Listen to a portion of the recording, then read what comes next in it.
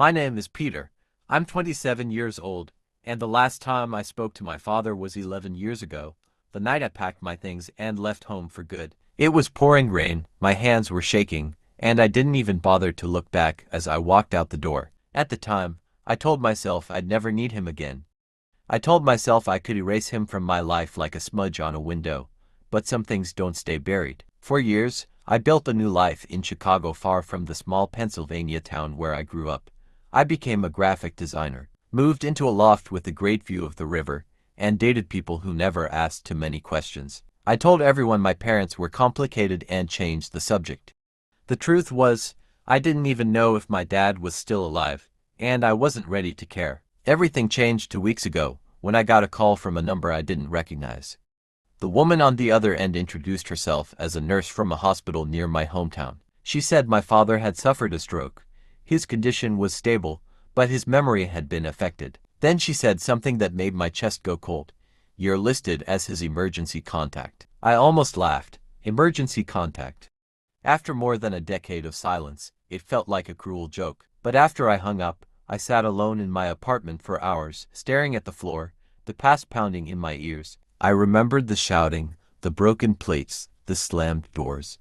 I remembered being 17 and angry, and scared, and desperately needing him to be someone he couldn't be. I took the train back home the next morning. The hospital smelled like bleach and old coffee. I gave my name at the front desk and followed a nurse through quiet hallways until we reached his room. He was sitting up in bed, thinner than I remembered, his face older, softer. When he looked at me, his eyes narrowed not in anger, but confusion. And then he said, "Do I know you?" The words hit me harder than any insult he'd ever thrown at me. I stood frozen for a second, unsure of what to say.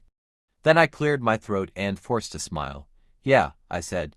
"You used to." He blinked at me, then looked out the window. I sat down in the chair beside him, unsure if I was supposed to stay or go. The nurse said his short-term memory was intact, but the stroke had scrambled some long-term pieces. Names, faces, timelines, anything was fair game. I visited again the next day, and the day after that. He didn't remember me, but he remembered things we used to do. He told me about fishing at Lake Monroe, about teaching his son how to ride a bike. His voice cracked when he talked about a Christmas morning when his kid opened a red bike and cried from happiness. "That was a good day," he said.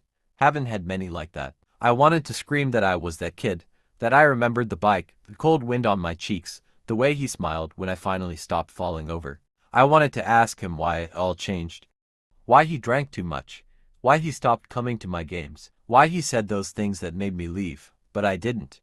Instead, I just nodded, like I was some stranger lucky enough to be listening. One afternoon, after a week of visits, I brought him an old photo album from home. It was dusty and torn. The pages filled with faded pictures of me as a kid, missing teeth, scraped knees, birthday cakes. He turned the pages slowly, his eyes scanning each image like they were puzzle pieces from another life. He stopped at one photo, me on his shoulders, both of us laughing at the beach. "Who's this?" he asked, pointing at me. "That's your son," I said, voice tight. He stared for a long moment. "He looks happy." I swallowed hard. "He was. Sometimes," he nodded, still looking at the picture. I wish I could talk to him. That night, I sat in the hospital parking lot for an hour, gripping the steering wheel, tears running down my face. I had spent years hating him, building walls to protect myself from the damage he caused. But now, he didn't remember enough to apologize. And somehow, that hurt even more. I kept going back, though. We played cards, watched baseball, talked about nothing and everything. Some days he remembered my name, other days he didn't, but he always smiled when he saw me, like deep down, some part of him knew I belonged there. One morning, he turned to me and asked, "What do you do for work?" "I'm a designer," I said. "Like logos and stuff." "Yeah. And books, covers, posters." He smiled. "That's cool. You must be proud of yourself." I looked at him, at this man who had once made me feel so small, now trying to piece together the life of the son he couldn't quite recall. "I'm getting there," I said. One rainy afternoon, he fell asleep during my visit.